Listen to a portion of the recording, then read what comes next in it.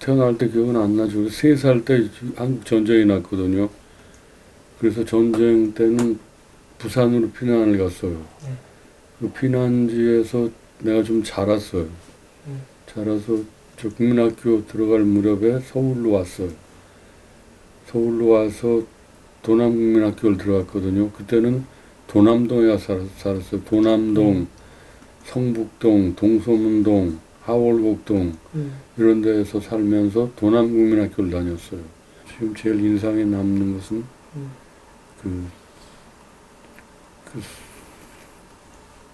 한양 도성, 동서문동 구간과 안암천 이런 데죠. 안암천 그때 완전히 그 폐수가 흘러갔거든요. 완전히 똥물이었어요. 새마을 똥물. 똥이 이렇게 떠내려왔어. 덩어리가.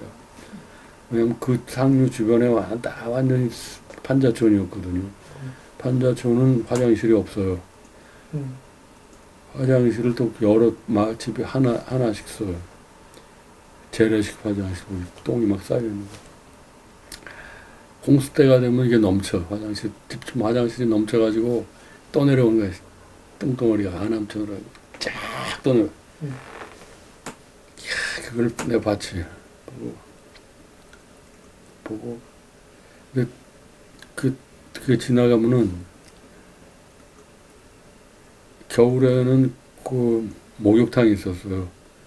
성당 앞에 목욕탕, 대중 목욕탕이 있었는데 목욕탕에서 이렇게 때 씻은 물을 이렇게 내보내잖아요. 하수구로 내보내. 그때는 정화하고 이런 게 전혀 없었던. 고물이 따뜻해. 온기가 있어. 근데 이 산동네에 있는 엄마들이 빨래를 가지고 와서 거기서 빨았어. 그거 따뜻하니까. 네, 네.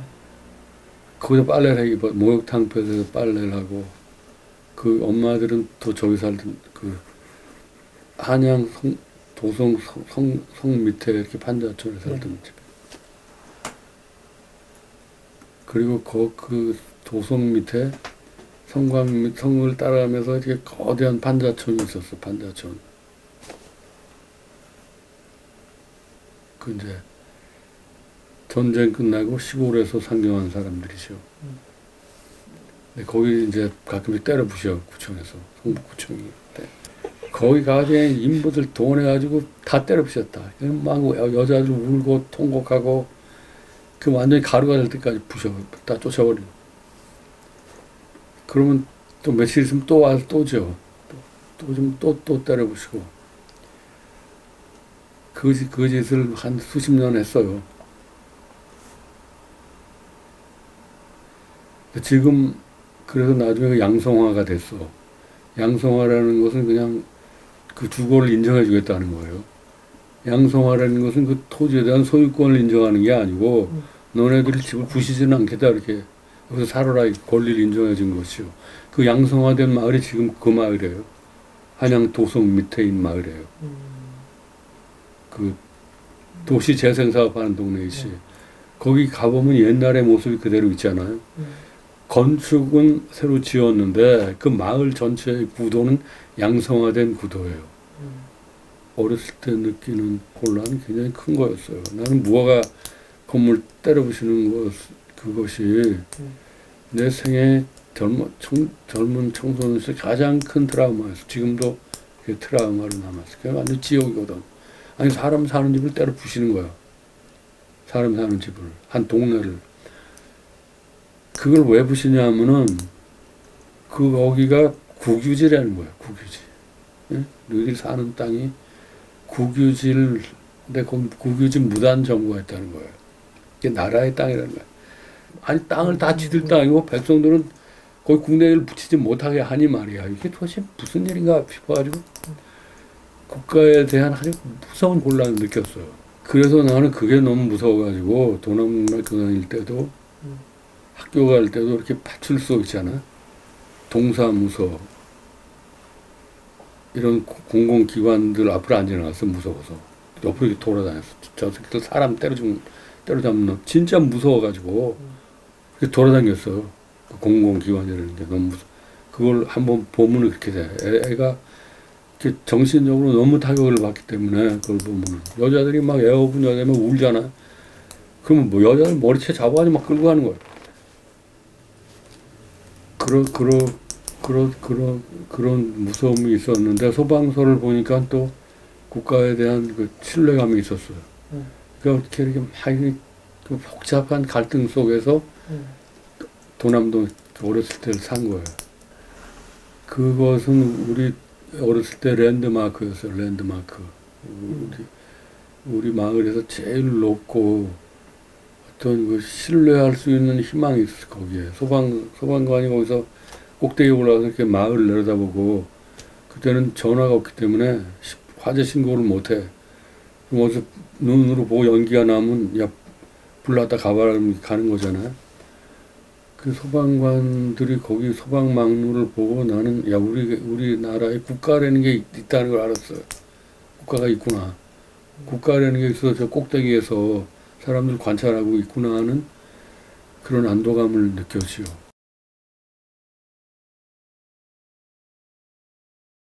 정우양 예학전은 흑산으로 귀향을 갔잖아.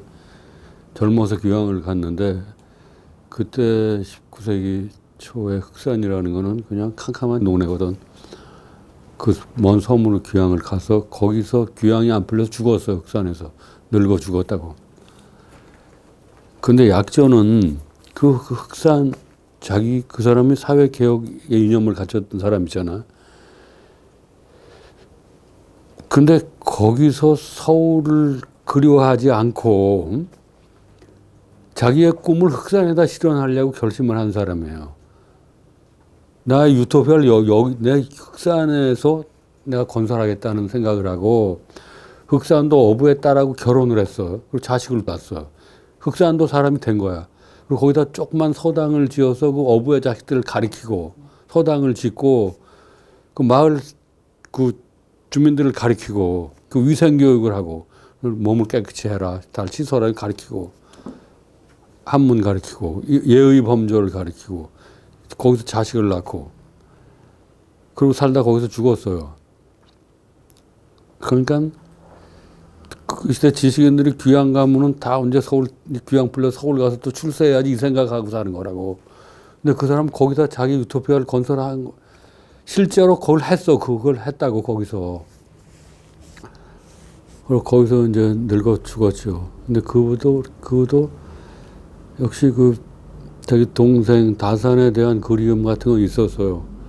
그러나 서울 가서 다시 뭐 입신 출세하고 싶은 그런 마음은 없었던 것 같아요. 거기서 토착화 돼버렸으니까. 그런 것들이 그분의 생애에서 그 위대한 점이죠. 그리고 거기서 자산어보를 썼잖아. 그거는 정말 놀라운 책이에요.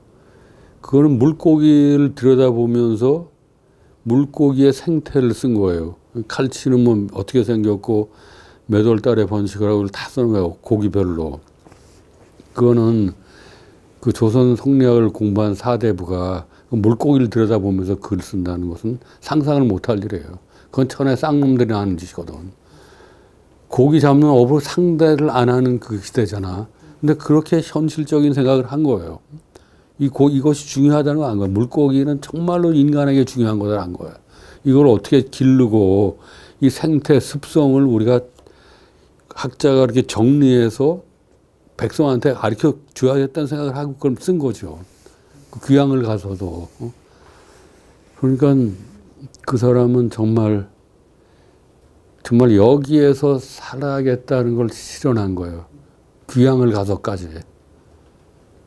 근데 코로나 이런 것도 지금 이걸 어떻게 극복하고 무슨 탈출 이런 생각을 하지 말고 이걸 우리가 견뎌야 돼. 이것을 우리가 받아들여서 견딘다는 생각을 해야 돼. 어? 뭐 이거를 나중에 무슨 극복을 하고 싹 칼로 치듯이 치고 나가면 제일 좋겠지만 그게 안 되는 거예요 지금. 응? 그러면 견뎌야지 견뎌.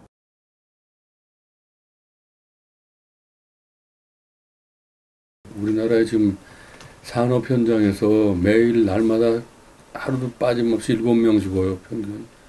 7명이 이제 공사장에서 떨어져 죽고, 뭐, 깔려 죽고, 매몰, 폭발, 압착, 중독, 가스 중독, 또 찡겨서 죽고 막 터져 죽고 다 하루 7명 죽어서 1년에 2,500명 죽는데 그 죽는 사람이 그렇고 거기 팔다리 부러지고 불구가 된 사람들은 그보다 훨씬 많아 10,000명쯤 될 거야 아마 부상자들. 이 팔다리 부러진 사람들은 그냥 불구자가 돼서 다시는 생업에 복귀할 수가 없어요. 평생 그 비참하게 살다 죽는 수밖에 없죠. 이런 야만적인 사태가 몇십 년 동안 곧 되고 있는 거예요. 한국 사회에서. 그러니까 정말 이건 인간이 살 수가 없는 세상이 돼버린 거예요. 가장 야만적인 나라. 맨 가장 극도로 야만적인 사회가 된 거예요. 이런 세상은 없거든. 근데 이게 그럼 왜 이런 일이 벌어지느냐. 이 원인이 뭐냐 우리 다 알아. 한국 사회는 모르는 게 없어. 이 수십 년 동안 이 문제로 세미나를 하고 토론회를 하고 신문에 특집 기사를 쓰고 대통령이 지시, 총리가 지시하고 내각 회의를 열고 별짓 다 해서 안 한 게 없어요. 왜 이런 일이 벌어진지를 다 알아. 그럼 이걸 어떻게 하면 해결할 수 있느냐도 또 다 알아. 이런 일로 박사학위 써서 박사학위 받은 놈이 수십 명이에요. 대학에서 뭘 그걸 가르쳐 어떻게 하면 해결할 수 있다고. 그러니까 이게 몰라서 못하는 게 아니에요. 그럼 어떻게 하면 해결이 되는지도 알아. 그런데도 안 하는 거야. 해결이 안 돼요. 왜냐하면 그 몰라서 못하는 거라면은 가서 가르쳐 주면 될 거 아니에요. 그럼 어디서 어떻게 해야 될지를 길을 모른다면 가르쳐 줄 수가 있는데 그걸 다 알고 안 하니까는 이것은 어떻게 해볼 도리가 없어 이제는. 응? 알고 안 하니까.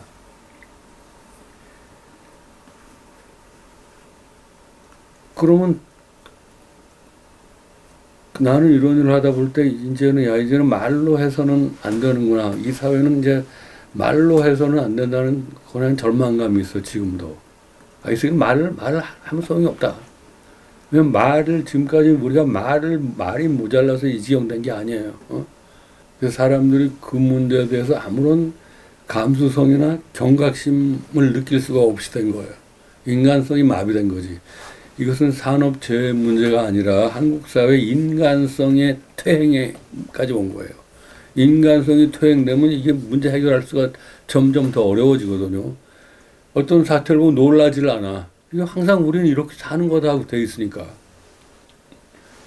그러니까 이제는 들이박는 수밖에 없죠. 물론 화염병을 던지고 돌멩이를 던지고 하는 방법은 이미 통용될 수가 없고 결국 그 정치적이나 입법적인 수단을 통하는 수밖에 없잖아요. 근데 최근에 그 2건의 법안이 입법 발의가 됐어요. 중대재해기업 네. 처벌법하고 생명안전기본법이 발의가 됐죠. 사람 죽는 거는 당장 해결해야 돼요. 왜냐면 또 죽으니까 내일 또 날 새고 7명 또 죽으니까.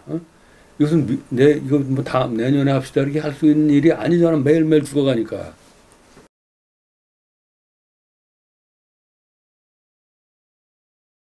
글을 쓰는 거는 그것이 즐거울 일은 하나도 없어요. 그것은 그저 고통스러운 일인데 빗살무늬 토기의 추억은 내가 글쓰기 연습을 한 거고 내가 본격적으로 소설을 쓰기 시작한 것은 52살부터였어요. 52살에 내가 카레 노래를 썼거든요. 51살에. 나는 51살에 내 생애를 전환시킬 수가 있었어요. 그것은 굉장히 어려운 일이거든요. 그 전에는 주로 이제 신문 기자로서 일을 살았는데 그 신문 기자 때 쓴 글은 사실 그 직업상의 불가피한 이유로 그날로 쓴 것이죠. 근데 그 글쓰기의 방식은 많은 차이가 있는 것이지만 신문 기자는 어쨌든 육하의 원칙에 얽매여야 돼요. 그걸 벗어나면 안 돼. 육하의 원칙을. 누가 언제 무엇을 어떻게 왜 이걸 지켜야 돼요. 근데 소설은 그것을 이렇게 픽션의 세계에서 구현해야 돼요. 그러니까 소설을 쓴다고 해서 육하의 원칙을 완전히 버릴 수 있는 것은 아니에요. 근데 육하의 원칙이라는 것은 매우 그 글쓰기에 있어서 고통스러운 규칙이고 규범이죠. 그것이. 그러나 그것은 매우 값진 규범이에요. 나는 글을 쓸 때 몇 가지 원칙을 갖고 있어요. 근데 수다를 떨면 안 되겠다. 말을 극도로 아껴가지고 이렇게 줄여서 쓰자는 원칙을 갖고 있어요. 그런데 그것은 참 지키기가 어려워요. 말을 이렇게 쓰다가 보면은 자꾸 더 이렇게 부연 설명하고 싶은 충동이 들지요. 그걸 스스로 억제하면서 이렇게 그 말을 압축을 해가지고 쓰죠. 말을 이렇게 압축을 해놓으면은 거기서 이렇게 그 전기 같은 게 나와, 전기 오르는 것처럼 찌릿찌릿한 느낌이 올 때가 있어. 그러면 그런 문장을 난 좋아해요. 이렇게 전압이 있는 문장. 그리고 그 짧으면서도 좋은 표현력을 가진 문장들, 그런 것들이 훌륭한 문장이죠. 내가 추구하는 문장이에요. 이순신 장군도 그런 문체를 썼어요, 일기에. 아주 극도로 아끼는 문장을 썼죠. 그 사람 군인이기 때문에 매일매일 자기 부대에서 벌어진 일을 매일매일 쓰는 사람이에요. 진중일기야, 진중일기. 우리 부대에서 무슨 일이 일어났고 몇 명 죽었고 저걸 어떻게 죽여서 어떻게 싸움을 했다, 이거를 쓰는 사람이에요. 거기 무슨 그 민족의 무슨 그 지침이 될 만한 위대한 교훈을 그 쓰는 사람이 아니고, 그런 야심도 없는 사람이 그분이. 전쟁하는 사람이 매일매일 바쁜데. 그러나 거기에는 이렇게 그런 무슨 거대한 말을 하는 사람이 따라갈 수 없는 인간의 진실이 들어있는 것이죠. 그리고 그렇게 군인다운 문체 안에, 간결한 문체 안에 들어있는 것이죠. 그걸 읽어보고 나는 참 놀랐어요. 야, 참 이렇게 결국 내가 글을 쓴다고 하지만 그 무인한테서 또 이렇게 배울 게 많구나 싶은 생각이 들었어요. 이것이 글을 쓰고 글을 읽는다는 것이 인간의 생활과 그 삶의 구체성의 바탕에서 이루어진다는 것을 정확히 보여주면 성공하는 거예요. 글이라는 게 관념과 추상으로 쓰는 게 아니고 생활의 바탕이 있어요. 생활의 바탕. 이걸 보여줘야죠. 그 박완서 선생이 그 남자의 집에서 보여주는 것은 그건 완전히 생활의 바탕에서 보여주는 거예요. 삶의 구체적인 일상성 속에서 인간의 남녀의 연애와 사랑이 어떻게 성립이 되고, 그 위에서 이것이 어떻게 시대에 의해서 이것이 그 박해받는가, 침해받는가, 그걸 구체성에서 보여주는 거예요. 그 남자의 집이. 그게 바로 그 무대가 성북이에요. 그런 걸 보여주면 되는 거예요. 그 삶의 구체성, 생활의 바탕, 그걸 보여주면 돼요. 문학 이런 게 공허한 언서를 해가지고 그 싸구려 힐링을 해주는 게 아니에요. 인간을 괴롭히고 더 고통을 주는 것도 문학의 중요한 사명이에요. 아니, 용을 개천에서 나타나고 늘 용대라고 하는 세상이니까 그 얼마나 더러운 세상이에요. 견딜 수 없는 거지. 그런 걸 다 보여주어서 그 고통을 더 줄 수 있는 것도 문학의 기능이에요.